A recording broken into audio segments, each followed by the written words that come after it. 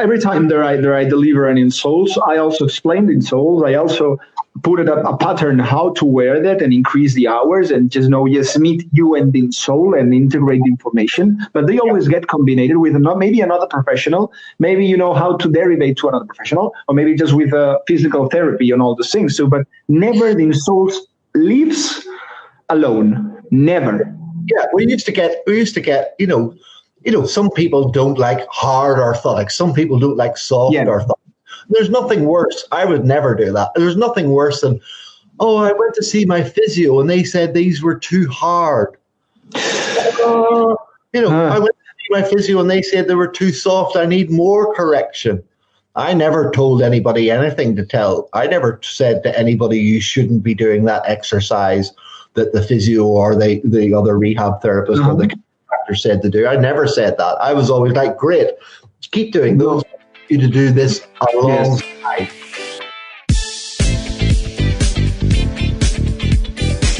This is the Justin Blake podcast experience for health professionals that mean business. So wherever you are in the world, listen as we discuss everything you need for you and your health business to survive and thrive. Thanks for listening. Good evening, everybody, and welcome again for our evening episode with me, Justin Blake. And this evening, I have my good friend and colleague Eugene, the secret podiatrist. You can find Eugene on Instagram at Brain4Feet. So, hola, Eugene, ¿cómo está? Hi, hola, ¿cómo estás? Nice to hear you. Secret podiatrist. So we're near Barcelona this evening. So tell us, Eugene, why the secret? Why the secret? That's nice. Here in Spain where I live, I just get accustomed to hear many names of many famous podiatrists. So sometimes it's not about the name, it's about the job that they do. So I don't be interested in a name or in a person. I'm quite interested in the job that the people do. So the important thing on Brain4Feet is the job, not the person. So I do prefer to stay in secret. Just very fun when the people discovers me. And the other thing is because I want to expose all my own job and make my hands talking to me. This is not me. This is my job. My job is good. Me, it's irrelevant. Yes. So, I mean, you're letting your work speak for you rather than yourself.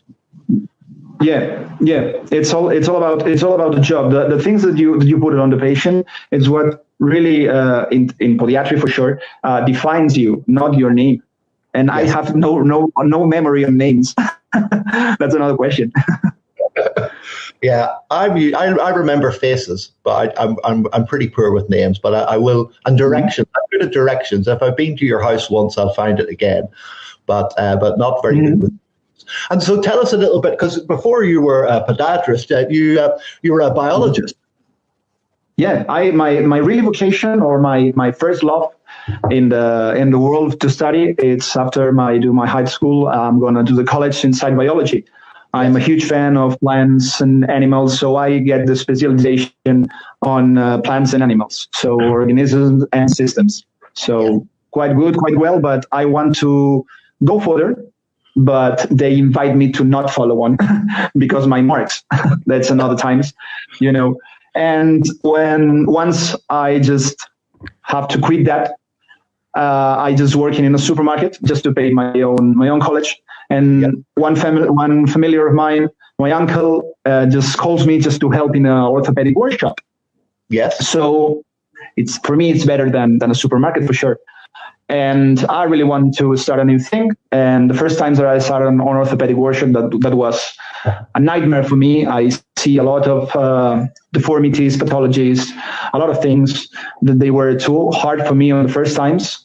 But the things goes well. My hands working well. I always have a little bit dexterity on my hands, and I would like to use them. Yes. And I just improve in orthotics. I take the degree. I'm also a superior technician here in Spain on orthopedics, orthoprothesis. Yes. And I actually right now working in a workshop in orthopedics in Institut Sant Joan from Barcelona. Also a nice thing to see. And they invite me to start podology or podiatry, sorry. And that's here I am. I finished my own college, another degree. Yes. And I finished to start a new things. And after all of that, Brain for Feet born. But it's another question. Okay. And when was Brain for Feet born? When I finished podiatry, I started to decide to improve in souls inside the work, and my bosses on the first time they are not really confident with me, and I feel really pass it away. I don't know how to tell that. I really been displaced. I know I don't feel it realized inside my job. Okay. So one day I was talking with a huge friend of mine. We, smoking a joint, just good talking, and they said to me, the job that you do must be shown. Podiatry or podology inside Spain, they need you in one way or the other. Your way to think. Also, I'm also a teacher, and I'm just my vocation. I like to be a teacher in orthopedic school. Yeah. I love to be a teacher. So that friend was my pupil, my student, and the way you explain, the way that you talk, the way that you are, it must to be shown. So that's why Brain for Feet born. It's my decision. It's my way to feel full inside my mind. And the thing started to grow. I never imagined that. I must be sincere. I never imagined that it grows that far. Almost 4,000 followers almost in 1 year and a half. It's a lot for me. It's a lot for me. It is. And sorry, Tony. In the orthopedic center, then you have students who are coming through and training there, and you get to mentor them or show them. Very good. Yeah. We inside our workshop, we make some I don't know, some Erasmus. I don't know how to tell it. It's a change of students. We go to show our way to work to orthopedic school from Geel in Belgium, and they bring us 2 or 3 students per year. This year was disgracefully, we lost our student for coronavirus, and they was a very great student, a very great practitioner. And I am the ones who mentoring them, and they guide, maybe for the language, because I am the one that has speak English fluently and a little bit of French. But it's for my because I like to teach. I do like to teach. Yeah. Sorry for the words. I fucking like to teach. I'm going to Spain to teach soon, and I'm going to have to improve my Spanish somewhat, especially my technical biomechanics Spanish. Do you know? I see. I could maybe we can just make some deal, and I could help you. But I want to know which days you're gonna come to Spain and where. I think it's going to be, we're planning end of maybe October, November. And again, of course, this all depends on when things open up again. But I think I'm going to be in Valencia and Seville and Santiago de Compostela in the north. Maybe via my cousin in Madrid. So we'll be going via my cousin Donald in Madrid, and my other cousin Cormac is married to Unati, and Unati, they live in Bilbao. So it's going to be a tour of Spain. Yeah, have a good tour of Spain. I think I'm gonna just make in a check to you. Maybe I'm just planning that to stay on your course, on your class, because I really want to. But it's where I like, what fascinates me from you was the changing from doing that much of insoles that I do right now to change to manual therapy. That makes me love from what you do. So I'm really interested. I'm really interested in your classes. That was a profound change, probably about 10 years ago or more now. And again, this is all dependent on whether we can fly. But of course, I could maybe sail. And for anybody who doesn't know, I want to start now this evening with the Forgotten Feet charity, forgottenfeet.org.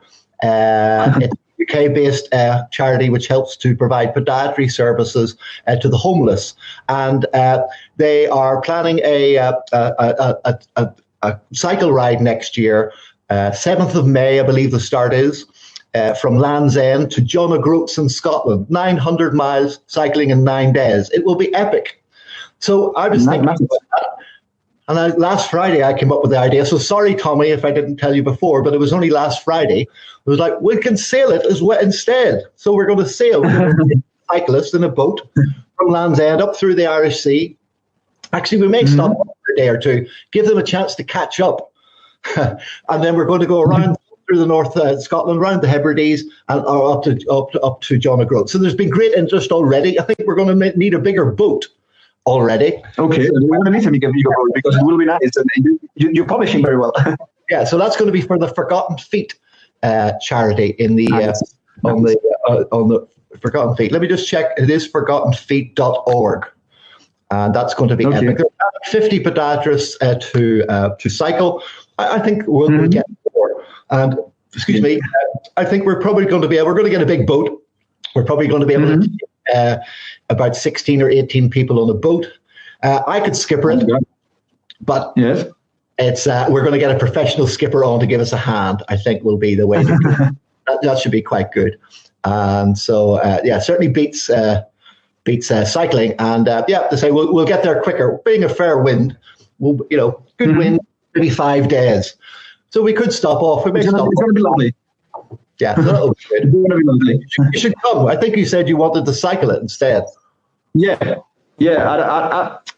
I was waiting right now about how is the coronavirus comeback. It's going to work because people are doing really dumb things. Maybe here, maybe not in every world, but here in Spain, that's massively dumb. That's stupid. People so silly, and we are counting just to have another comeback from coronavirus. So I'd be like to and pleasure to travel and see you and maybe just check you in private. I don't even care. It's gonna be nice and funny. But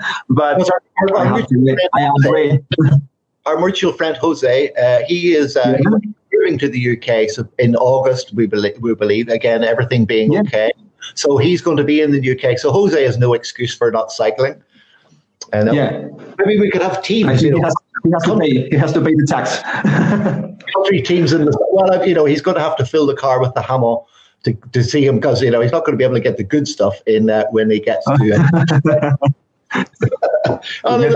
restaurants in England and Ireland now. So everywhere we've got great natural produce, especially in Ireland. So fantastic. That's good. That's lovely. Tommy. Yes. Tommy. Yes. Yes. I was waiting about a question. No. I'm sorry. No, sorry. That's okay. So forgottenfeet.org if anybody doesn't know and anybody wants to find out about the cycling or the sailing, they can contact the Forgotten Feet on the social media. Direct message me. It's going to be epic. Looking forward to it. There'll be a lot of organization, but it's definitely going to be worth it. So I'm going to try.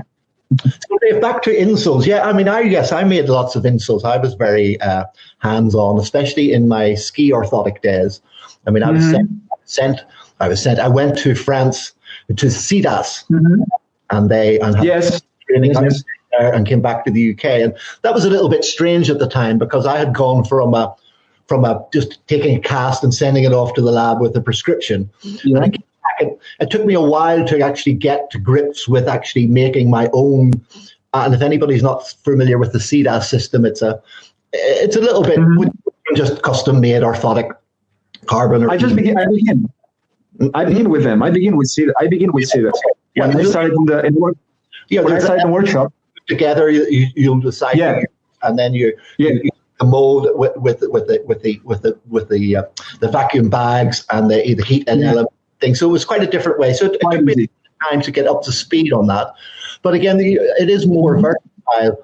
So obviously there's commercial labs in Spain, laboratories that produce insoles and orthotics in Spain. So I'm sure your colleagues use those. So why do you like to make your own? Oh, this is because I'm a little bit perfectionist, and I do develop my Brain for Fit. Also, I develop also quite infallible method, You can solve the next step. You can solve the previous step on the next step. So it makes you not spend too much material, and it makes you not even have to repeat and insole if the diagnose and all the things are good. So this is a quite fast method, and it relates the quality, fast, and long in life. I can't promise in between, in just handling with a rope, with a little rope. I can promise, depends on the patient, between 3 and 5 years of life on the orthotics. Okay. And when I work with Citus or Podiatrist here in Spain, I use some kind of preformed templates that I only have to heat and put it on the vacuum. That's quite easy, but they don't have the life. In 1 year, they are massively destroyed. Mm-hmm. I can say that. So I decide to improve with their materials, with the same materials that Citus. I use from Citus materials. It's the same one. I use that's resistance. And do a long life insoles, maybe a longer life insoles, if you can say.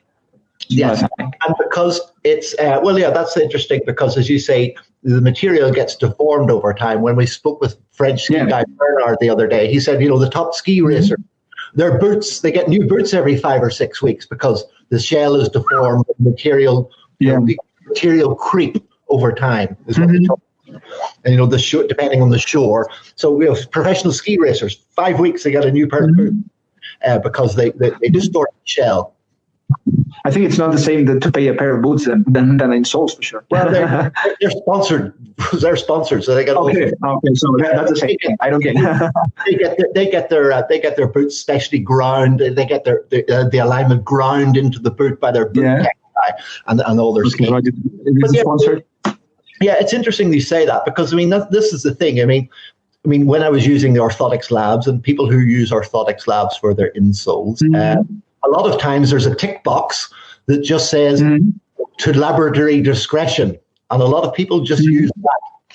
And it's a sort of cop-out box. You have that word in Spanish. It's just the easy way. Fill in the name, address, send the cast, tick the box, and let the lab do it. But this is another thing. This is another thing that I don't like. No. That fast I don't like. I really want when I stay in front of the patient. I just told you before that I just despise topics. Every patient is a zero beginning. It's a no beginning.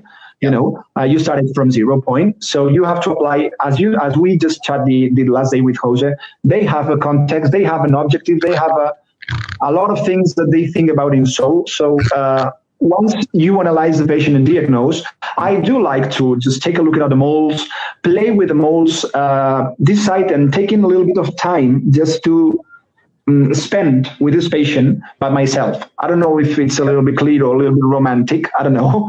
But I do like to do that and improve things while I'm thinking the own case. I'm from an orthopedic current, so I do like to play with my molds. So I take the mold to the patient, and after I polish, I just make more contact, less contact, and I try to do something quite special. It's not new, but anybody realize about that? It's the total contact thing. Last day you say in a direct of me, and I just making all other people in Instagram. I'm making a direct talking about total contact.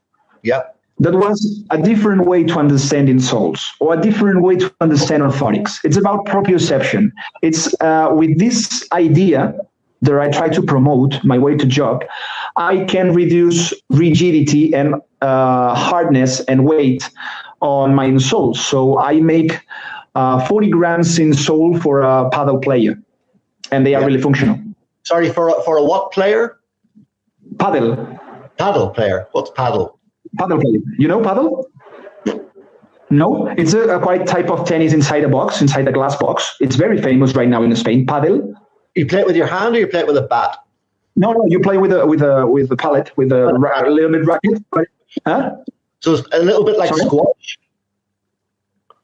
It's something quite like squash, but it's from the tennis rules. But you are inside a box and they can rebound on the wall. It's not like the game where the guys play with the extended net on the outside and they throw. No. It's a little racket that they seem with a lot of holes that they seems that kitchen thing that you put the water on it. you know. It's very, very short. The racket is very short, and you stay inside a box, from glass box. And you could just find it on Google. It's Pavel. And what's the name of the game where they play with the long knitted sort of reed basket? I've seen them, those guys. It's phenomenal. I think it's speed of the game. Know.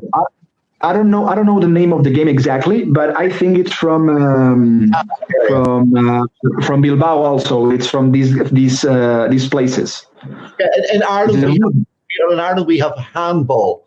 So like inside the court like that, but hardy hands. Yes. This one is called champion. Yeah, this is a very rough sport for your hands. This is a male sport. You know, this is massive to see that type of enormous guys just hitting. You just see the ball. You just touch that kind of ball. You touch it. Uh-huh. You can hit it with your open. Hit it with your clothes. Yes. So, but no, it's the same. Back to insoles. A lot of labs will, and I can't remember the research paper, and I know you don't really read research papers, but I'm sorry. There was a review of orthotics labs in Australia a number of years ago, and I think they came up with, even though people were requesting custom orthotics, pretty much all 70 or 80% of the orthotics were the same. And I think, of course, then that's where a lot of labs now, and sometimes people think they're getting a custom orthotic, but they're not. What they're getting is a library-size shell, which is just then customized to the patient's spec. So they're not here we call true orthotic.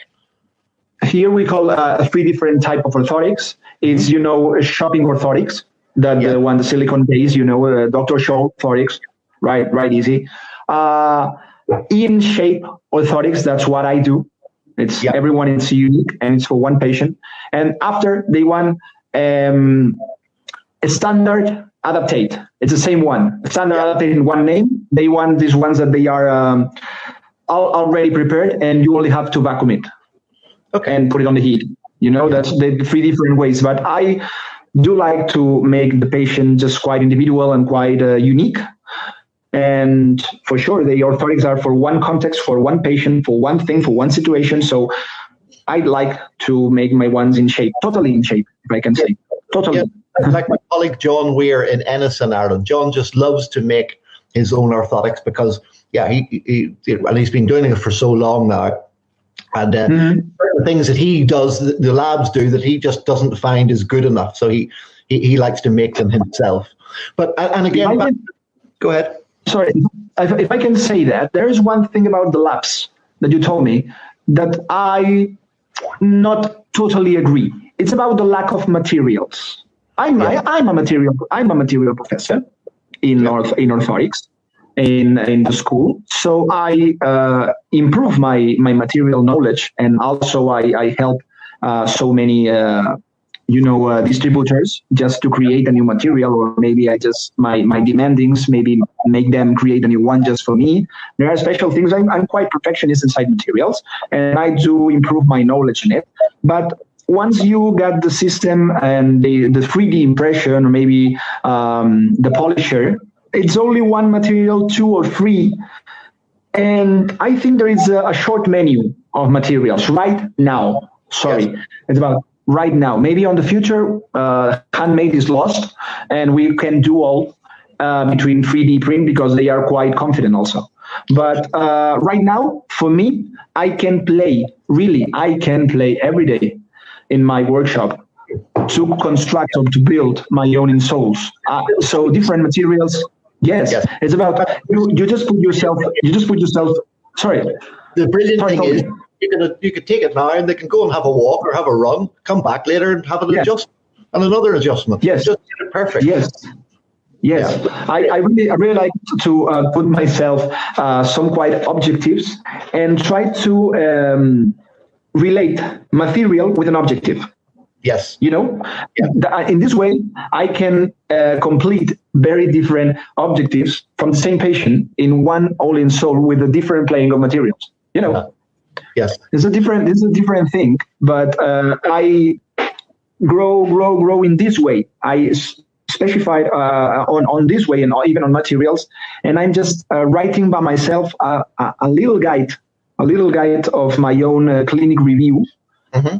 And this is a huge project that I am working right now. It's every single piece, every biomechanic piece that we have on the market, do it by myself, analyzed and put in an example. Okay. So it's a huge work right now. And I have a lot of material, a lot of pictures, but I think we are next to something that Podiatrist in Spain is waiting for it. Yes. Okay. You know? So I got my own people following right now. So when are you publishing? When are you going to publish? I don't know. Right now it's a secret between you and me and all your Facebook group right now. But it's a project. We've got Kieran Carew is watching, and Sarah Jane Wells and Jane Barker in London. I'll be talking with her colleague Simon Costain in a week or two. Simon's coming sailing. Who else is? Javi Sanz, Alcante Sanz is watching. You know, so yeah, there's somebody's listening. Okay, I don't know. Going to lecture in Spain. Somebody was listening to our rambling a couple of weeks ago. Maybe if all these people is getting interested too, maybe the next plan is just to translate all that creation in English, maybe. Yeah. And so, but get back to, so again, labs, will do a lot of the work for people, and again, then of course, orthotics have again evolved because they were casted and custom, and then they were CAD/CAM. Grind. Yeah, that's the thing. And then, as you say, they're 3D printing. But we'll just go back a little bit between the evolution of a custom cast into CAD/CAM, because when in-shoe pressure measurements and foot scans started to come on I remember I was the early F scans back when we were in their skiing days, probably late 90s, mid-late 90s, and. And especially the foot mats that you walk over, and there's a number of different systems, and they'll try and tell you that they can make a 3D orthotic out of a 2D scan, and the software that works in the background, it does all the work, and and I know, well, we all know that it can't.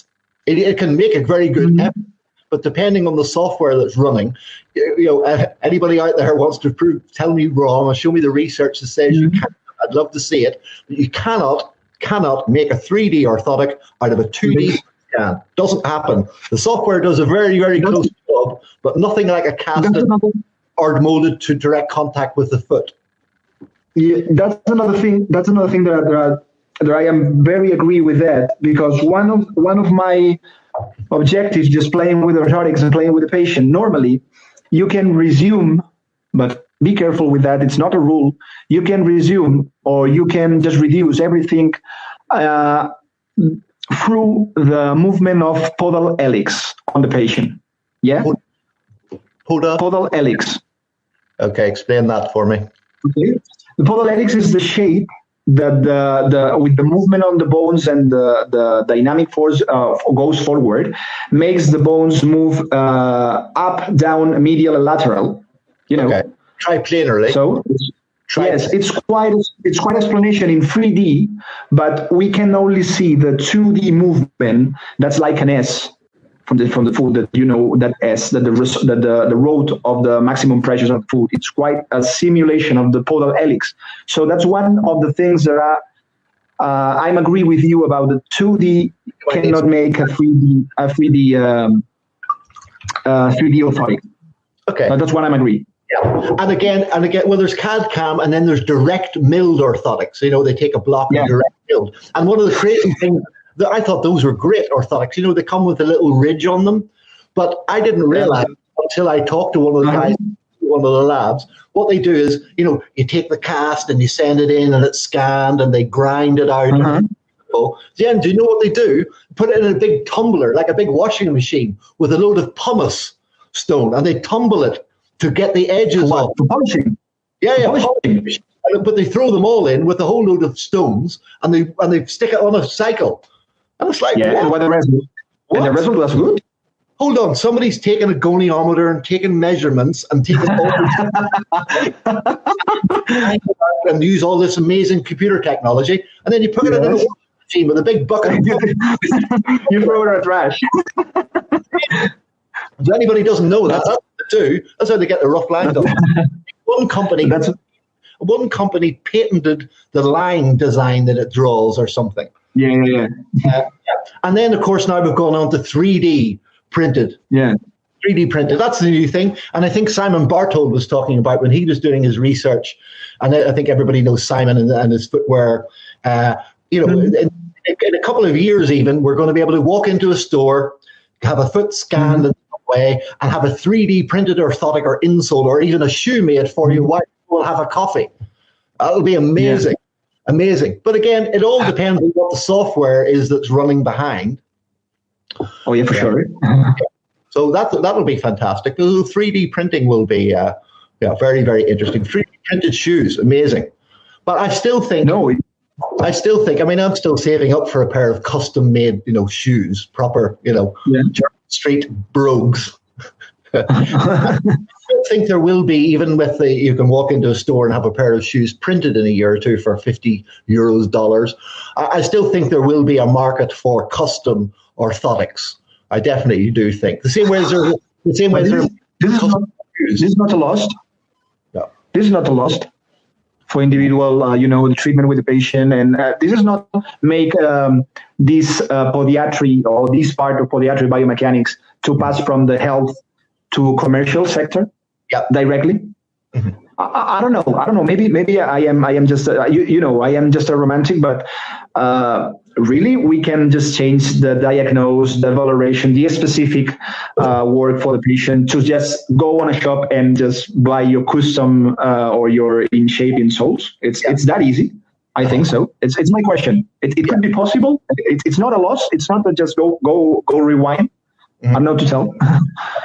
Yeah, no, but I would think that there's still going to be, and I mean, that's going to be fantastic as well, because again, you'll be able to get an option. Do you want the automatic get this, or do you want the semi, or do you want the actual really, handmade custom craft for the design of your foot? Like having a pair of handmade shoes made. There's still a market. You just said the word. I think you just said the word. The word is the option. Yes, options. Another way, it's exactly another way, just to brain for fit, if you want to reduce to something, it's about to increase Spanish podiatry, and maybe all the body who can follows me and just there to read all the crazy things that I post. If anybody wants to follow, it's for increase your therapeutic arsenal in another way. Yeah. There is no bad ideas. It's bad applied ideas. Yeah. For me. So we only have a space for everything. We have a space for 3D. We have a space for handmade. We have a space for, going to the shop and buy it once, maybe if you want. I don't even care. It's about maintain that kind of line, and give another option. I just only want to expose the menu. Yeah. It's the same as materials. I don't say this material is better. This one is no. It's not about better or worse. It's not about normal or not normal. It's about context, and it's about apply it to it. I think so. Yeah, because I think you've spoken to Tyson in Australia, and Tyson, I think, was maybe one of the first clinics. Well, maybe not. Was he had a CAD/CAM system in his clinic. The orthotic lab. Let's do it in house in the special setup, and he was one of the first to produced all his orthotics on CAD/CAM. Did you ever see? I think it was about 3 or 4 years ago on Kickstarter. Global. There was a Kickstarter thing where you took a sheet of A4 paper. It was a standardized. Every A4 paper is the same around the world. You put it beside the wall, and then you put your foot beside the paper, so everybody was a standard dimensions. Then you took your phone and you took a picture from two or three angles. You sent it to this Kickstarter company, and they would print you a 3D comic from that. I don't know whether that's only with the picture or with some diagnose on it. No, that was it. It was just like you downloaded the app, put the piece of A4 paper down, took a couple of pictures, sent it to them. No diagnosis. No, nothing. You could choose different funky top covers, and they were doing totally opposite to brain for fit. Sorry, this is totally opposite to my idea. Yeah, they were posting that anywhere in the world for about 40 or 50 bucks. 40 or 50 dollars. Something that these things makes mind blown my head. It's the real question. Are insoles useful? Let me explain. I am an insole maker. Okay, let me explain for a second. So was I. Sure, yes, I'm also thinking too. But if they are people that with one buy it insole from the market goes well, and you do the best that you do, and with the specific materials and all the thing, and goes better with another one that is from the shop, or maybe just do with another material with less work on it, and it really works, or it's something quite like placebo on the patient. You know what I'm talking about. When I had our talk with my colleague Ronnie Ward, he hasn't seen Ronnie's Ward's the clip. You know, when you touch the skin, you touch the brain, and we'll get onto the brain in a minute. Patient. When Ronnie said, again, patient comes in and they've invested in this, and you've sold them, or and it's well, you guys don't charge enough for Spain, so eleve los precios. We're going to talk all about Spain. Yeah, we just learned a lesson. Our orthotic here, I was retailing for the patient maybe 380, 420 euros. There's other colleagues again higher and lower. That's about 350 maybe is the average in euro price, perhaps. Different clinics again differently. If a patient is taking that, they've got to work. They've got a lot invested in them. There has to be, so there must be some placebo. But Ronnie's thing was, it's, and that's what we talked about. And thankfully, when he asked me the question, I'm sure you'll ask me questions later, I got it right. Is an orthotic, with my colleague Martin McGill, who owns Firefly Labs here in Ireland, the recent thinking is, years ago it did this and it did that and it did change function, or did it make things sagittally better? They're a load modifier now. They're load modifier. But Ronnie thinks, and I think, and if we're going to talk neural and higher CNS stuff, is it's just putting a different stimulus somewhere, somehow. I love you to take this thing. I'm going to talk it after. Just go on, because you touch the fiber. It does something. We don't know what it does. Everything we do, better. Yeah, I'm sure about that. But this is the key here. That was the director I was talking about. The total contact cast. Yeah. I have one huge lack. Is this the place that I work? The place that I work, we work with neuropediatric orthopedics. I just make, for helmets for the cranial deformity also. It's not only my podiatry life. And I also make the DAFOs. I just modify the plaster by myself on my hand. And I have a huge friends inside the shop that they are really cracks on it. Orthotics, like, just come back up for... Yes. Custom orthotics. Everyone in shape. And we do discover this thanks to the DAFO theory that there is, again, the total contact cast. That's not the rigidity. That's not to push here or stop here. Or no. It's about to involve or to contain all the limb and apport the maximum information that you can, because you don't know, when you work with neurological disease, you don't know how much feedback this patient could have. So we develop the total contact cast to apport the maximum 10% of information to receive some feedback, or maybe to integrate that information. I also have on my Instagram, maybe it's in Spanish, with one colleague of my job, is a huge friend of mine. We are talking about neuropediatric aids. Yes. And we just put some solution on it, and this is a 2-hour video. This is quite short, and he put examples. It's good. We're talking like children with cerebral palsy and things like that? Yeah. Okay. We're talking with cerebral palsy, Parkinson, spastic tetraparesics. Yes. Or tetrapalsy, sorry. I don't know the names in English. I'm sorry for that. Yeah. Also, different genetic syndromes. And we talk a lot of things, and we put the solutions that we do and all the many of the solutions that we have. sound wave, osteopathy, surgery, DAFO, Rainier orthotics. There's a lot of things. That's a very interesting one. If someone can translate it in English, it's going to be nice. But thanks to the idea with another orthotics, I tried to dip below just to resolve this doubt that if the insoles are useless or useful. Try to apport with the insole the maximum information that I can with the total contact. So now I can say that maybe, and I don't know if insoles do something or not, but mine once they create effect. Yeah, they do something. But again, you're not back in root and all those sort of things where you're actually trying to realign or move. No, it's not about to back. Maybe it's a different idea, but it's not about to back in root. It's about you can back in root, but you can maintain this new postural. That's the way. The way is just to make it on a long phase objective. So the body must integrate all that information if you know how to apport it. So the changes and the improves goes step by step. For sure, you can solve an immediate problem. For sure, if you can play with pushing and rigidity and all these things that they don't apport in information. Changing alignment and hip and knee. And I mean, we're going to talk all things root in a few weeks with Dr. Robert Kidd, Bob Kidd from Australia. He's a podiatrist turned anatomist who did all the work, the prehistoric. He's analyzed the prehistoric bones and looked at the alignment and the position of the bones in the foot from prehistoric man through to modern day man, and that's going to be fascinating because people who like do not like Bob's work.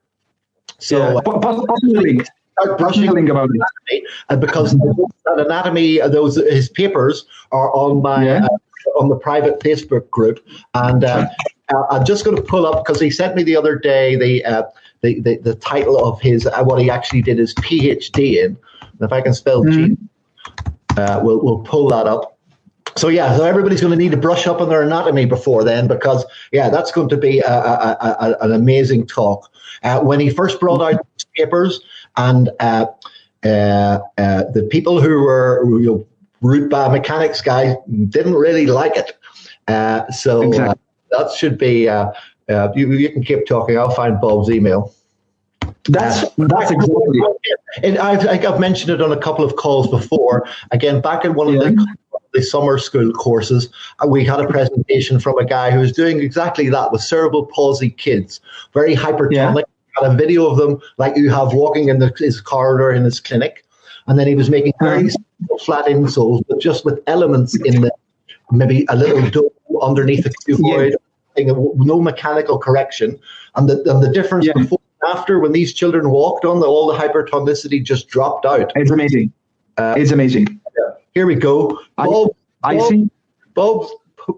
PhD thesis was. Excuse me. Here we go. It's a bit of a mouthful. We've got a bit of a slow load. Come on. So this was amazing. See the before and after difference. The hypertonicity just dropped out of the thing. Here we go. His PhD thesis was patterns of morphological variation in the humanoid hind talus are morphometric analysis. That's everybody get an anatomy book side. That's lovely. Let's up now because we're going to have to keep up with Bob. So that'll be fascinating. It's going to be nice. Well, I told you. I think I told you 2 days ago, maybe on the weekend, that I am working on a project about some kind of design of templates, this flat templates with some postural elements, and I just realized about a lot of things. But my key here, I think the master key or the clue of everything, it's about to know how to separate the patient that goes to biomechanic treatment or the patient that goes to the postural one. I think this is the big deal. This is the big deal because you are told me that this guy are working with cerebral palsy. Yeah. Yes. So right now, I only just send to a postural insoles. I used to send child recoveries, not very pathological axis, you know. Yeah. So the thing is, we are now sending the light cases to postural and the difficult ones to biomechanics. But you just show me, oh, this guy is going to show us that this is not light or several cases. So you can do with postural. So maybe that's another point to search on it. These postural ways and the long-term changes are the most efficient ones because it's the ones from the body integrates by himself. So it's the ones that I want to create. Mm-hmm. This is my philosophy to work. Well, also, you know? This is also the thing is that with a lot of colleagues, it's like, here's your insoles, your orthotics, cheerio. And it's like, that's another thing, yeah. That's another thing. How's the body going to adapt to that? You know, maybe they bring them back for a 2-week review and fingers crossed, and they don't throw them through the window tied to a brick. And that's but what's happening in 6 months? What's happening in a year's time? What stimulus have we put in? What has that adapted or changed in the body? Do we need to redo something then? Has that we've all had that patient who's come in. Justin, I think there is this one that you avoid. I don't know if in UK happens.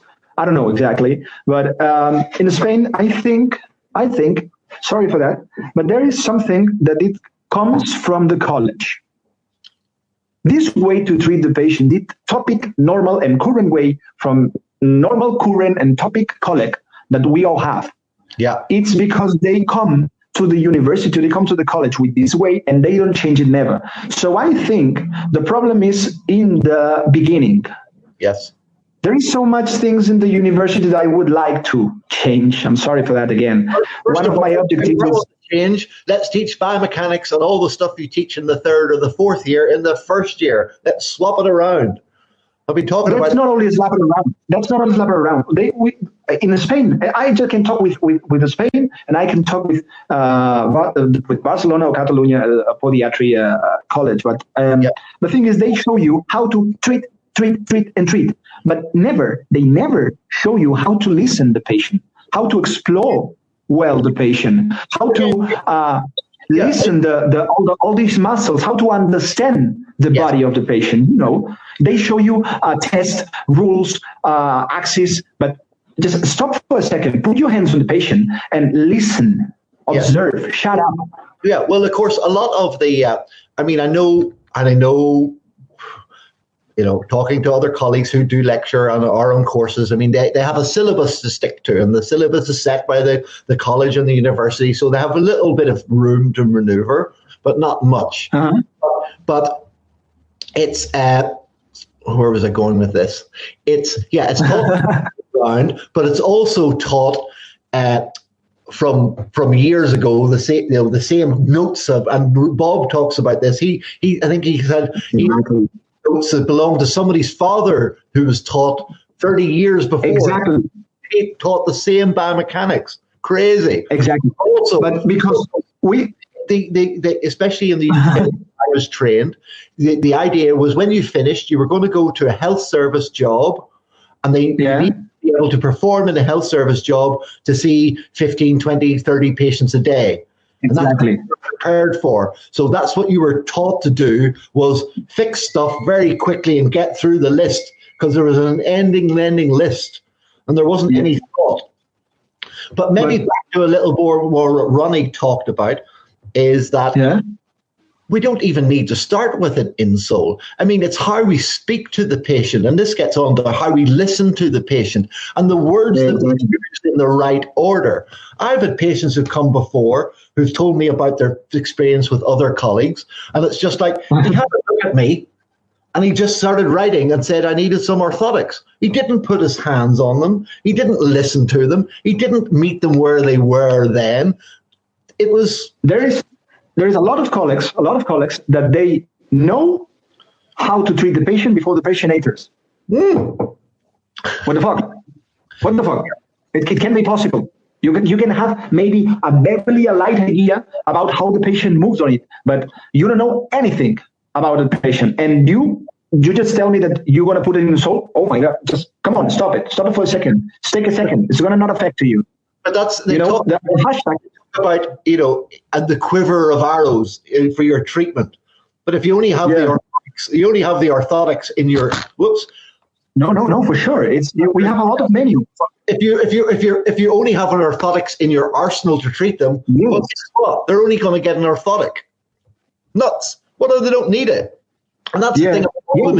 That's exactly the thing. That's exactly the thing.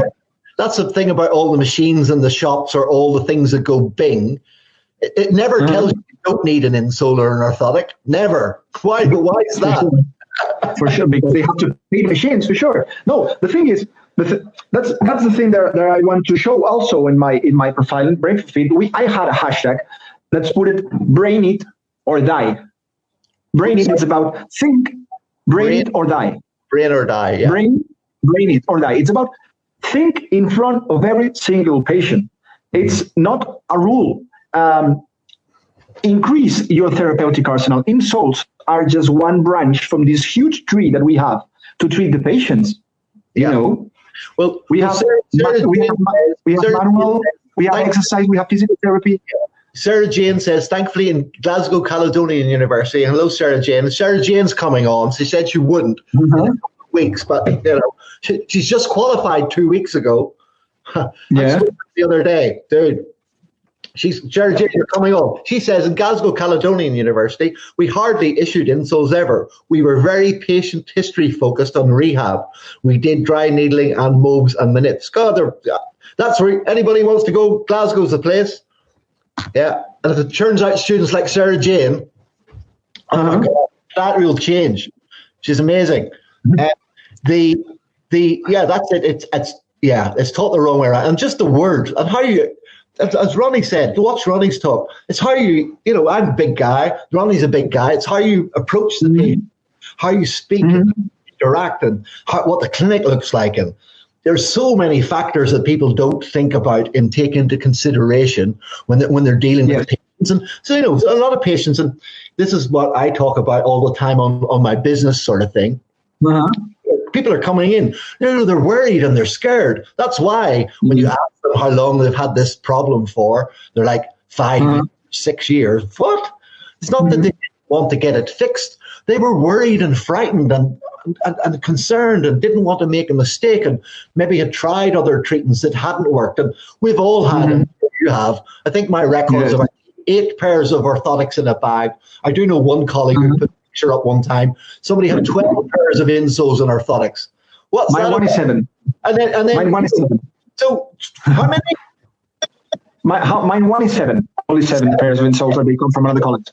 You would think somebody would scratch their head at maybe pair 4 or 5 or 6 and go, maybe orthotics aren't the way to go with this. Maybe that's the thing. It's for a mortgage to pay for and the holidays in Ibiza to pay for. Let's get another pair of orthotics. Yeah. So the thing is, and I go directly, specifically on orthotics. Okay, let's suppose that this patient needs orthotics. Okay, this patient needs orthotics, not the ones from the 7. So you have a new patient. Your solution after search your therapeutic arsenal is about orthotics. Okay, that's nice. Okay, we're gonna do orthotics. Where is the problem? That in Spain, the different universities have totally different fashions to do insoles. So we have different teachers, that these teachers has a great name, that they have a method, and they don't go out from this method. So you have polypropylene, all the degree, all the college, you're going to do polypropylene. These ones, the resins, if you go to this university with this teacher, you're going to do all the resins. What happened? The people comes to my seminar where I try to play with all of materials that I can. So I make them make resin insoles, I make them touch EVA insoles, I make them touch polypropylene insoles. The easy way is just to work fast, just to make us, just to help. I know you're getting passionate, but you need to just slow down a little bit, because I understood polypropylene and EVA, but let's just slow it down for our English friends. Yeah. Sorry about it. It's polypropylene. It's plastic, plastic. It's about different. I get specialized in nose inside the branch of insoles. Yeah. It's about different branches, different methods to do insoles, and this is a place for everyone. So the thing is, I insist, the problem comes from the names in college. I'm sorry to say that, because maybe one of my huge objectives as Brain for Fit, and when I get presented and all these things, is arrive maybe to the college just to, teach orthotics. I don't know, but it's a lack of motivation from this type of teachers. They don't involve. I don't know. But all they show them is how to fill in the prescription form and send it to the lab. Mm-hmm. And of course, at the bottom, there's the box you just tick. Oh, let the lab do it. No applied science. No I don't know. I don't know. I think I am a lost romantic. The last one. Romantics around. Because we might go off and do a ski season with Bernard, and I've always wanted to do that. On the ski slope, like we talked about, you can do. When I was working in London, somebody would come back from their ski holiday to tell me their orthotics were shit. So I go and ski for 2 hours and come back and tell me they're shit, and then I'll make them again and again until we get it right. I think I made ski orthotics and boot a line for about 4 years. So I think we'll be okay. Maybe a couple of months. But just and I mean, Ronnie's very much about there's a medical model of care, and again, if anybody hasn't seen Ronnie's video, there's a psychosocial model of care. Yeah, but around since about the late 70s. So if you haven't heard of it, stop this video now. Go and read about the psychosocial model of health. Mm-hmm. The words we use. No, for sure. Old traumas, the whole things. I mean, there's so much more to it than just measure. But maybe it's not a name thing. Pardon me? I don't know. It's not a name thing. Yeah. You have the name, you have the fame, you just relax. I don't know. So those names. There was always a podiatry arena, which UK, I'm sure, worldwide podiatrists are quite aware of. Have you looked at podiatry arena? No, never. Oh, it's a male chat based. People post. There's different sections. Uh-huh. Anyway, they used to have a funny thing on the front page one time. It was like how to get ahead in podiatry. Okay, there's five different things. There was 5 different things. One's like name not invent, but a condition. Name the treatment after yourself. Yeah. There was the clinic, which was the L'Oreal clinic, was like the charge higher prices because I'm worth it. And these different things. It was a piss take. You know what a piss take is? They were trying to be sarcastic. So I can't remember what the other 2 are, but one was like, name a condition after yourself and invent the thing that fixes it. The second one, does anybody out there remember what that thing was? They took it down a while ago. One of them was like the L'Oreal clinic, which is like the colleagues who charge £1,200 for an insole. Yeah, those how much? €1,200, 1,200 pounds sterling.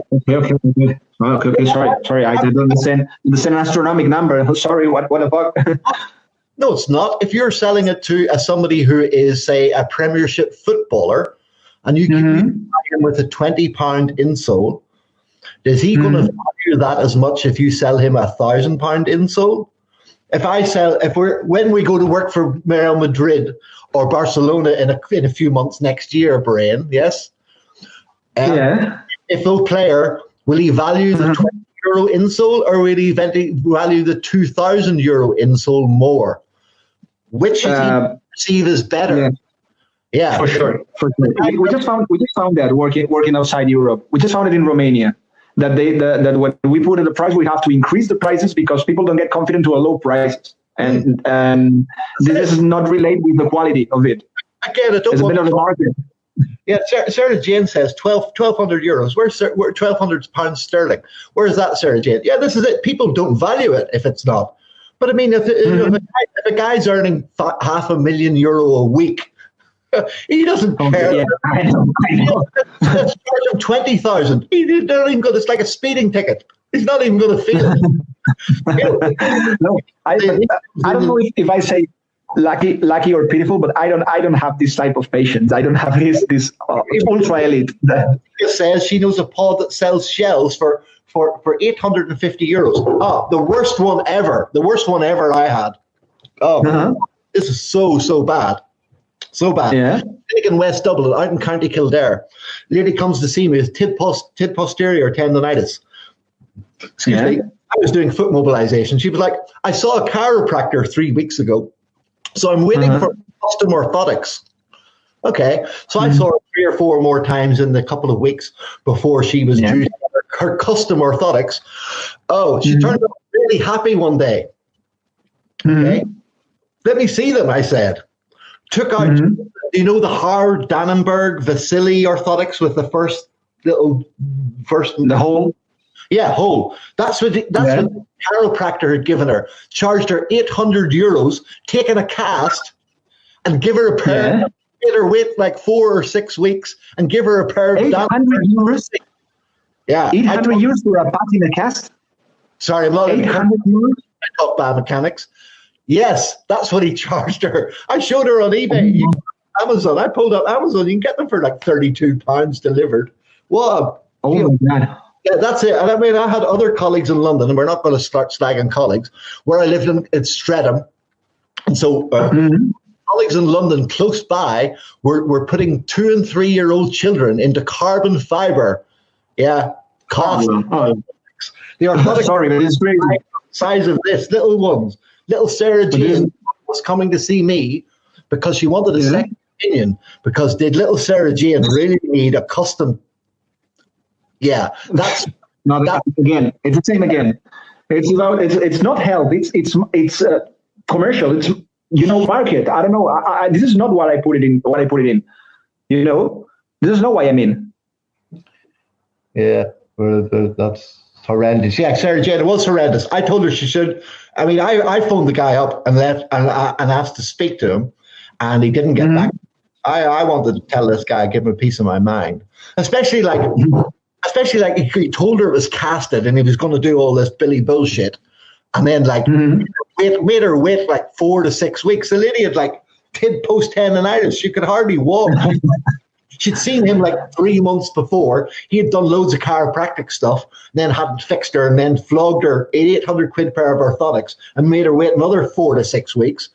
And then he curse when I talk about it. Then he put 40 quid's worth of shit you could buy on Amazon. Sorry, Dannenberg orthotics aren't shit. This guy ripped this lady off, right? And this colleague near me in London was, 3-year-old kids in custom carbon orthotics. Oh, come on! This is what is this? Why you do this? This is the question. For me, this is the question. Why you do this? Why you put this material at these prestations at this child? For real, why you do this? This is not professional. This is, for me, this is not health. Again, this is not health. Yeah. We are not in the health system. We are not improving the quality of life from the patient. And it's treating people like idiots. Of course it is. You're just ripping them off. Yeah, that was it. Horrendous. Absolutely agree. Look, it made me curse. I don't curse when I talk biomechanics. So, just absolutely horrible. And what does that do for the profession? What does that do for people? No wonder they go, orthotics don't work and they were crap. Yeah, because somebody ripped you off and they sold you a piece of horse shit for like loads of money. No wonder it didn't work. I see something quite like this here in Spain, and not that much. Not to put carbon in child for sure, and even these prices. But I see between you and I and all the people that are listening, real shit orthotics made it and put it on the foot of the patient, and I said, this is not orthotics. This is a torture.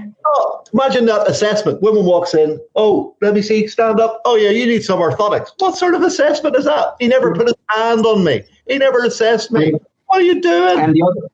And on the other side of this page, we got a special. I always gonna remember this case. one friend of mine just told me that they have a patient, it's not mine, they have a patient that they do his own insoles. It's about 78-year-old patient that comes to make the chiropractic, the chiropody and all these things. But he don't want insoles because he do his own insoles with carton. Yeah. With paper and carton, and he does one pair every week. This patient in his home, in his workshop. Yeah, yeah. Oh no, I'm a guy. I mean, no. I mean, I'm not. I mean, I'm not saying I made ever the best orthotics in the world. Okay. No, for sure. No, for sure. I don't say that the patient didn't go somewhere else with the orthotics that I had made that they thought were shit. And I'm also not saying that I didn't have to. I remember going to seeing a physio practice or a GP practice. We were going to open up one of my clinics in. There was a physio in there already, and he had done the weekend biomechanics making orthotic course that a lot of physiotherapy, that weekend thing, and then you're prescribing orthotics. My first question to anybody is like that is, tell me, how many do you have to adjust afterwards? And this guy said to me, in 3 years, I've never adjusted one. Sorry, but do you tell him? Do you tell him or not? Huh? Do you tell him or not? Yeah, I said, well, okay. You tell the truth. The patients never come back. Yeah, the patient never comes back. They're all great.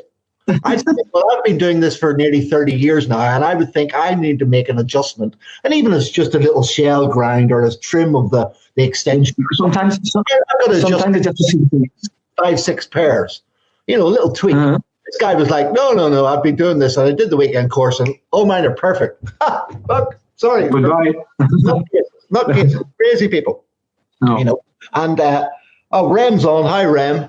I won't from States. Rem in the States helps podiatrists make unbelievable businesses. So Rem, we need to talk to him. And so Jared Sergio said, how short-sighted is that of that chiropractor? This lady will talk about this, that he's a rip-off merchant, and people will find out he's not, and will realize that, word will get around for people like this.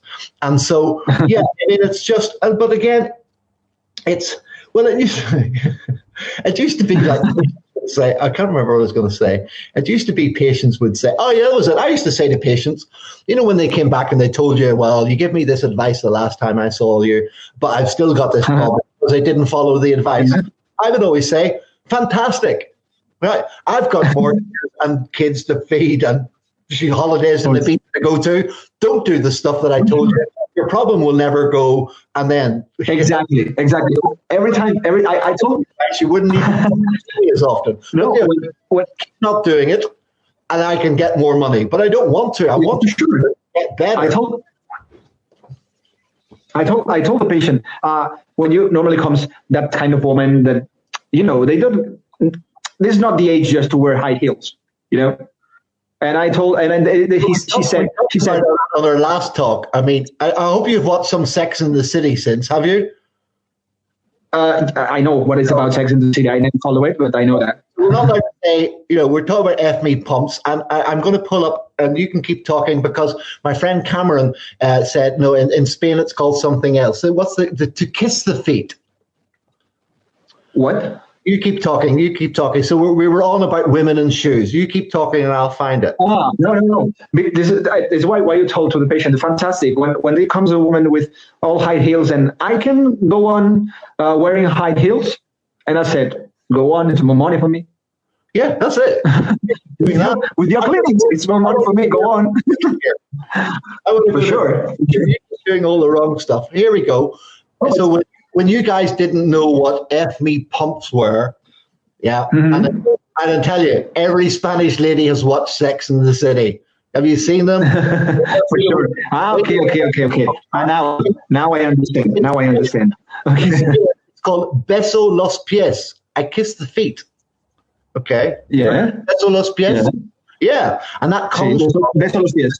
It's a time in Europe when syphilis was about. Okay. The feet were more sexualized than the breast or other parts of the body. Yeah. And the ultimate favor in Spanish courtship was a man was privileged to view a woman's foot. Showing her feet was considered more explicit than the invitation to intimacy from the words. And so during the reign of Philip IV, 1605 to 1665 in Spain, full-length portraits of women of the court would not display the feet. Okay.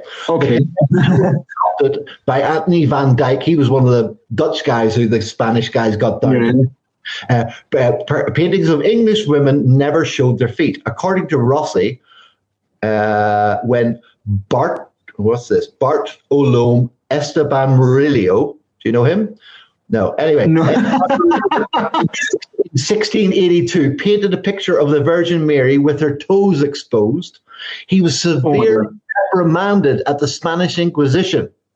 However, no objections were lodged when the Madonna had her breasts exposed.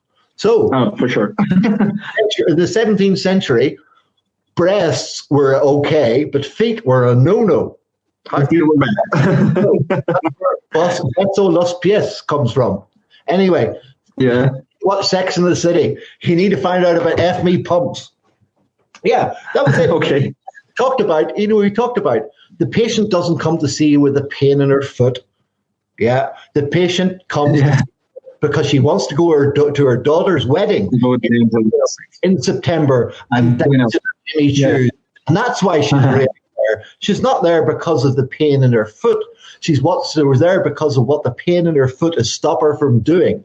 Find out really why she's there. Why have you got pain? No, it's not the pain. It's what it's going to stop her from doing later on. She wants to go dance at her daughter's wedding in Seville in her Jimmy shoes. Once you find out, it's not a context. It's not a context on the patient. For sure. Completely. For sure, it's about a context on the patient. Hold on, Sarah Jane's another question. Another question, okay. We're probably going to go. I think we're going to go. Maybe we'll do the hour and a half because we can't go 2 hours again. Sarah Jane, we'll have to do a double whammy. Sarah Jane says, "Thing people need coaching. Rehab is boring. Many worry that they aren't doing it correct. Many of my business is coaching, reassuring, listening. Hold on. Yes, I'm hands-on. I give a 3-step system. I rehab education. Change habits. We're training. Appropriate rehab for them all, joint space opening. All my rehab clients, I use a system to help them." Sarah Jane used, before she was a podiatrist, she was a movement specialist, Pilates specialist. So she integrated body movements. It's going to be fantastic. Sarah Jane, book a call. Stop asking questions, though. We're going to talk. Okay, we got today here. It's a specific free day. It's tomorrow, but today is the night before the day. It's San Juan. Okay. Today is San Juan. So I had a special all the things on the beach. Yeah. Putting all the fireworks and all the things. So I don't really want to say goodbye for that, but I have the special dinner, and maybe I don't know if at what time we got to stop, but what time's the dinner? In a little time right now. Okay, well, no, we'll go, but we'll talk more neuro. I've already opened the wine, Sarah Jane. That's why I'm a little bit. No, I've had 2 glasses. We're okay. When I'm drinking Rioja, so we're all good. Okay. I ate earlier, but of course in Spain, you're like I ate before we talked. You guys, you're not even going out yet. So it's the festival of San Juan. Yeah. Where they burn, you're going to be dancing. San Juan, around. Yes. Yeah, you're going to be dancing around. Yeah. So it's all. I don't know if I'm going to be dancing around that. Yeah. Sorry. So let neural. Let's just talk neural. You're Mr. Brain for feet. Okay. It's all neural. It's all connected in. Yes, it's only. That's why. That's the last thing. That's why it's brain. Yeah. So tell us a bit. About sorry, you just get cut, and I think I understand it barely. And you want to talk about total contact? No. I want to talk about not total contact. About we talked earlier on about it's putting an input into the system. We're talking about CNS neural because that's where it all is. From the words we use with the patient. What we do to the patient, whether you put your hand on them, whether you put a needle in them, whether you them, whether you massage them. It's all signal. It's all signal for your brain. it's all processed in Europe. Yes. Why you're Mr. Brain for feet. Yeah, why I'm Mr. Brain for feet? Because this is not about on this way, or maybe yes, it's all go to the central system. But the thing is about to think in front of the feet. So brain for feet. It's why I call it brain it, as my hashtag. Yeah, but let's just talk. I mean, it's neural. It's all an impulse. It's like the CP kid. It's doing something in the CNS to allow the spasticity to drop out. I also practice. I don't know if in English it's the same auriculotherapy. I don't know if it's the same. You put the nails on the ear. Yeah. The nails. You like acupuncture. Yes, on the ear. Yes, yeah, different systems. It goes to the vagus nerve. Yeah. I mean, that's it. I've worked with chiropractors before, and you get kids coming in with chronic pain, usually young teenage girls with piercings. Yeah, in the back of the neck, or here, or wherever, belly button, or wherever else you want to put a piercing. And then we had one girl. He sent to me. Yeah. Like, she had all this weird stuff. All this weird stuff going on. I was like, this isn't normal. He got her to take. She had a piercing, like in her somewhere. Uh-huh. She had a piercing out. 2 days later, pain was completely gone. It was like for like MRIs and blood tests and surgery. Took the piercing out. Maybe for sure, because it touches one automatic response, and this is why we are in auriculotherapy. We are near to this part on the vagus nerve that goes to the sympathetic system. It goes to the automatic cerebellar responses is the ones who do that. So once you put the nail on it, you just broke this contact and this automatic response, and you put it yourself in another beginning point. I don't know if I explained well. No. I mean, I'm sure people are aware of it, and if they aren't, they can go and look it up. Yes, it's people poo-poo kinesiology and all sorts of things. Again, if it works for the patient, yes, it's good. Stimulus in. Well, where's any better than another? You know where's the problem? You know where's the problem? Have the multiple control trials on. Yeah, that's just a human body. You can't. There's no control. For sure. You know where is the problem? You know where is the problem?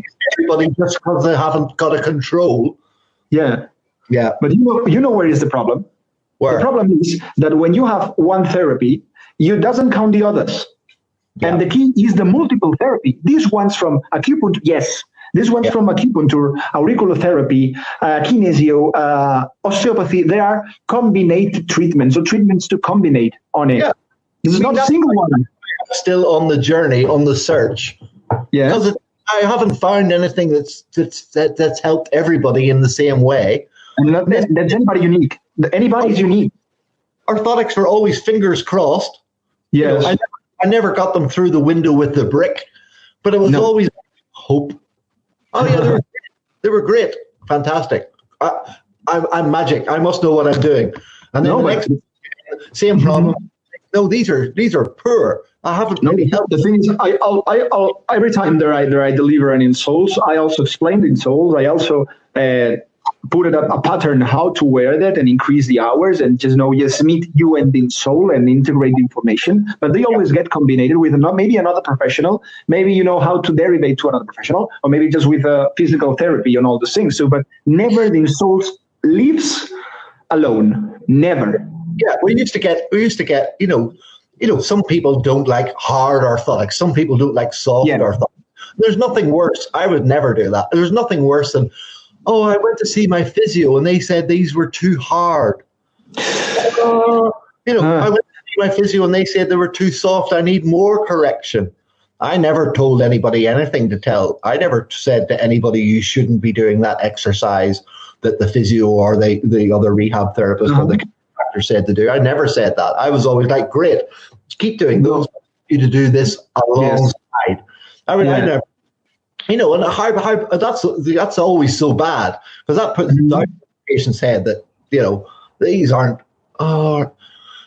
So, and again, if people don't think that, if people just think that the person leaves their clinic with their insole and never asks somebody or never thinks about or discusses with their husband or their other therapist that they're seeing. People in the clinic is just a picture of a huge context life. It's just a picture moment of the huge context life of the patient. So we have to take the most as we can in count. I never reject any information. I hope this is as entertaining as your night out in Dublin on Saturday night that I did. Yes. Peter's is probably a little bit more funky, but nice. So yeah, I mean, it's just crazy. And again, if people don't think that their patients are doing this, if patients don't think they leave their clinic with a £300 or £400 pair of insole and get home, and the house has a look at them. Their friends who they've been waiting weeks for has had a look at them, and this person has been waiting for them, and they show them to everybody and things, and and how are they, and they ask them again in 2 weeks and things. People don't think that their patients aren't doing that. They're nuts. Again, people don't understand. They think their patients are completely different from them. Just if your aunt went to see a podiatrist somewhere in another country and she doesn't talk to her friends and talk to her husband and talk to you about the insoles, and you think your patient just leaves and puts them in their shoes and never discusses them with anybody or never has a talk. No, for sure. One of my biggest marketing, it's mouth to mouth. Yeah, referrals, self-referrals. Yeah, patient referrals. Yeah, patient referrals. It's but not in a web page, not in a newspaper. It's about refers from another person that I go to this guy and he does me that and he recommends me that, and all the people comes because you do that to the other person, and the other person is one world. So word of mouth is a good way to build a practice. And word of mouth. Nice to hear. This isn't a business talk. But if you don't have your Google page, Google business page up, get it up for your website, because reviews are key. Like we talked about, if you go to a hotel or go to a restaurant, people check the reviews. People are checking your reviews now. I always say TripAdvisor. Come to see you. TripAdvisor for free. But also, what was the point going to be? Also, if you don't think that, maybe I have had too much Riaha. If you don't think that, patients are checking you out before they come to you and finding out all about you and all those sort of things. Again, just like somebody's going to, Peter. Peter is watching. Peter spends a lot of time out at Lanzarote. Peter, isn't it? And, if I'm going to Lanzarote where I've never been before, Peter will tell me a couple of good restaurants to go to. But Peter will tell me, but I'll check it on TripAdvisor before I go. Sure. If you don't think that patients are checking you out and checking out reviews, looking at your website and looking at your Instagram page brain and looking at those and making that buying decision or that compare and looking at clinics and the decision can take. It took the lady 6 years to get to you before she wanted to get to Spain to go to the thing. She checked you out. I know. Because I got people from Russia right now. And they check about me. So this is nuts. This is totally nuts. I think this is again a talk for my business chat. We're talking biomechanics this evening. Word of mouth is a good way to build a practice. But if you want to, and I've got colleagues who are like, I've built a good practice over 10, 12 years. Okay. Yes. I want to know how to build a practice. The same type of practice in 2 years or 3 years. You take the word of mouth, but you add on good marketing and good systems and good follow-up around that, because you can get word of mouth and you can build a business in a very, very short period of time. I did that in Dublin. I built businesses that scaled to very high value in a very, very short time. I didn't spend 10, 12, 15 years. So you need to be good. And this is the thing about it's los precios. Put your prices up. Am I saying? Did I say it right? Sorry? Did I say it right? Yes. Put the sube los precios. Sube los precios. Sube los precios. I thought it was eleves. No, bueno, eleva los precios, sí, pero sube, es más fácil. Sube is more easy. That's Google Translate. I do. Okay. Your Spanish colleagues think I speak perfect Spanish, but it's Google Translate. But one girl was like, "You're using a translator, aren't you?" And I was like, "Yeah." It's a different Spanish. It's more standard, more polite. But this is the thing. It isn't a crazy Irish guy just going, put your prices up. Yes. You've got to give them value. You've got to give them experience. You've got to give them, you're just not charging and ripping them off. You're actually, hi, Dan. Dan McKevitt's on, and Dan's doing the cycle from Malin. So in Ireland, the northern part is at Malin and hold on, Dan, Malin, Malin. Malin is north, and Donegal, north, south. So if you cycle Malin to Mizzen in Ireland, is the longest part, and if you do back to Forgotten Feet, Land's End to John O'Groats is the forgotten part. So Dan, I'll race you in a boat. It might be quicker. 3 days in Ireland if Dan just got his hip replaced. But back to pricing, it isn't just put your prices up. You got to have much more value for the patient, and give them so much more service.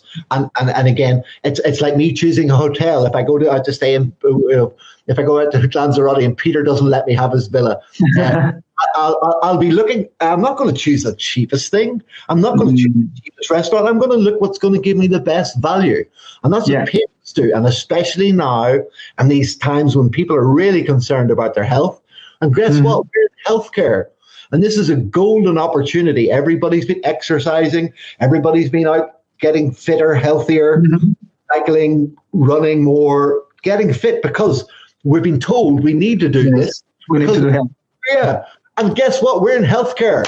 Go help. Yeah, that's why. It gives more value. And when you charge more, you can invest in yourself more so you can learn more about all the things we've talked about this evening and all these different things. Because if you don't have that slightly more, a little bit of cushion in your practice, how can you be stressed and you're worried and you don't have it? If you come over here, it's great. It's a different way to run practice. You charge slightly higher prices. You can invest in yourself more, look after your family better, and then guess what? You can treat your patients better. Better, for sure. And then get better results. How good. It's a win-win for everybody. Yes. But I'm totally agree with that philosophy. But I don't know if it's quite applied here in Spain. Well, we're gonna have to have a talk. We're gonna have to have a talk because I'm just waiting to you just to put this idea on everybody's mind here in Spain to come in here just to make the seminars. Revolution. Let's get exactly companies and let's start charging a fair fee, because some of the figures I was hearing from colleagues in Spain, it's like, how much are you? Anyway. Talk for another day. We weren't supposed to be talking business. It was I do need to talk.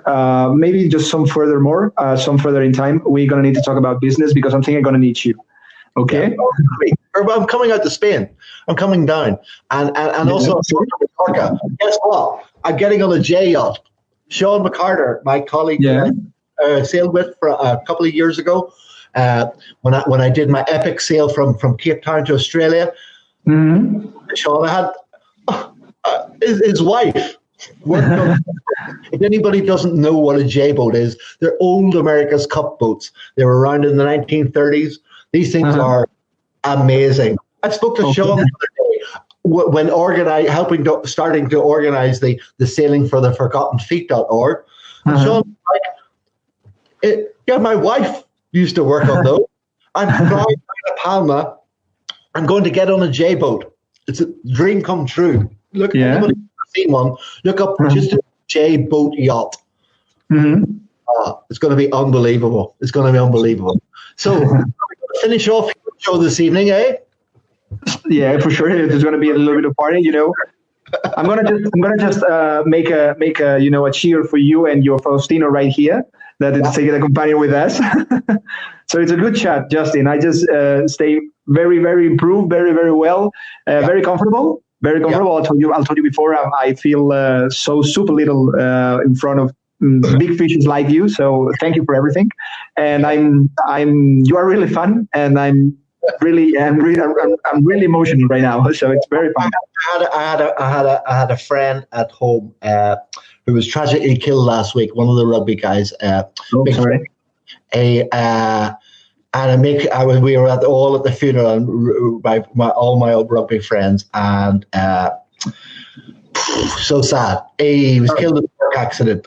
He survived testicular cancer. Told he never had a child. Has a 3-year-old daughter now left. Was killed. We're here for a good time, not a long time. Yeah. Yeah, for sure. Yeah. So let's get fun. This is for Big Phil. This has been epic. I'm getting this has been good. This has been good. This has been very good. Forgotten Feet. We're going to sail it. Let's all go. Big Phil.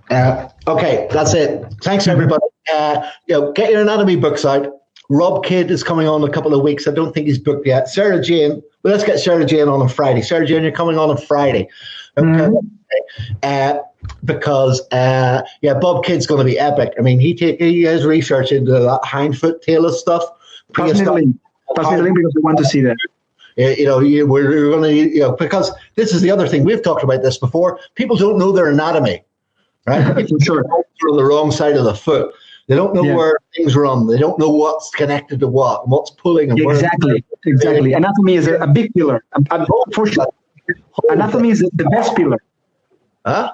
Anatomy is the magnificent pillar, I think. If you know anatomy, you know how to treat. Of course you do. Yeah, I mean, tissue stress model of treating mechanics. Physical anatomy too. And I mean, you got to know your anatomy. So anyway, that's it. A big shout out. ForgottenFeet.org. We're going to sail it. I'm getting on a J boat, and Big Phil. It was a tough weekend. So everybody, thank you very much. Thanks for watching. Thanks, Jen, for the questions. I'm going to call you a call in a second. And I'm going to let you get off to drinking Calimucho and into the early hours of the morning. Okay, I'm going to let you finish your Faustino right now too. Yeah, well, no, you don't jump off. We're going to finish this, and then we're going to have a quick chat.